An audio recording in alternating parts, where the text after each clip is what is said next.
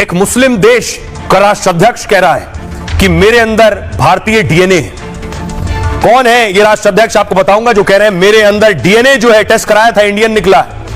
दुनिया के बड़े बड़े मुस्लिम देश जिसमें सऊदी अरब है, यूएई है, तुर्की है और पाकिस्तान है, इनसे भी ज्यादा मुस्लिम आबादी जिस देश में है वो है इंडोनेशिया। अगली तस्वीर में आपको दिखाऊं, ये इंडोनेशिया के राष्ट्रपति गणतंत्र दिवस पर भारत के मेहमान थे।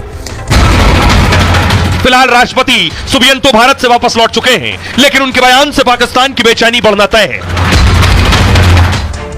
अब देखिए आपको दिखाता हूं, राष्ट्रपति भवन में उन्हें भोज के लिए बुलाया गया था।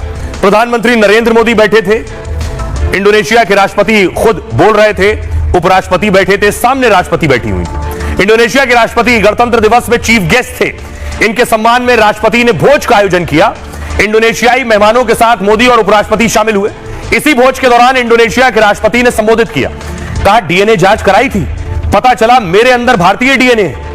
मैं जब भी भारतीय संगीत सुनता हूं तो मैं नाचने लगता हूं। ये मेरे अंदर भारतीय जीन का ही असर होना चाहिए। उनका यह बयान सुनकर बगल में पीएम मोदी बैठे थे और तमाम लोग हंस पड़े। दरअसल उन्होंने मजाकिया बयान से भारत इंडोनेशिया के संबंध बताए। उन्होंने खुद भी कहा कि हमारी जिंदगी में भारतीय प्राचीन सभ्यता के प्रभाव है। इंडोनेशिया में दुनिया की सबसे ज्यादा मुस्लिम आबादी रहती है। 27 करोड़ आबादी में 87% सिर्फ मुसलमान है, लेकिन यहां पर 10,000 से भी ज्यादा हिंदू मंदिर मौजूद हैं। भारत और इंडोनेशिया के संबंध रामायण काल से चले आ रहे हैं। रामायण में जिस यव द्वीप का जिक्र है वो इंडोनेशिया का जावा द्वीप है। इंडोनेशिया में आज भी रामायण के रूप का एक नाटक का मंचन होता है।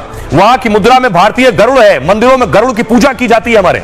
इसके अलावा इतिहासकारों के इस बात के पक्के प्रमाण भी मिले हैं जो बताते हैं कि प्राचीन काल से भारतीय इंडोनेशिया में आते जाते रहे और समुद्री व्यापार ने बहुत गहराई से दोनों देशों के भूभागों को जोड़ा था। प्राचीन दक्षिण भारत के कई राजाओं ने भी अपना प्रभाव इंडोनेशिया तक फैलाया। फिलहाल इंडोनेशिया के राष्ट्रपति कह रहे हैं कि उनका डीएनए इंडियन है। उन्होंने यह भी कहा कि हमारे यहां बहुत से नाम संस्कृत भाषा से ही लिए गए हैं। सुनिए उनका पूरा बयान। India and Indonesia have long Bharat और इंडोनेशिया का एक लंबा और प्राचीन इतिहास है। हमारे बीच सभ्यताओं का संबंध है, यहाँ तक कि आज भी हमारी भाषा का एक बहुत महत्वपूर्ण हिस्सा संस्कृत से आता है। इंडोनेशिया के कई नाम वास्तव में संस्कृत नाम हैं और हमारे दैनिक जीवन में प्राचीन भारतीय सभ्यता का बहुत गहरा असर है। मुझे लगता है कि ये हमारी अनुवांशिकी का भी हिस्सा है। अब देखिए आपने सुना इंडोनेशिया के राष्ट्रपति को, उनकी जो टीम यहां आई वो कुछ कुछ होता है गाना गाती हुई सुनाई दी और ये वीडियो उनका वायरल हुआ। भारत के साथ जो कनेक्शन है, जो बात वो कह रहे हैं कि भारत के गाने वो सुनते और गुनगुनाते हैं।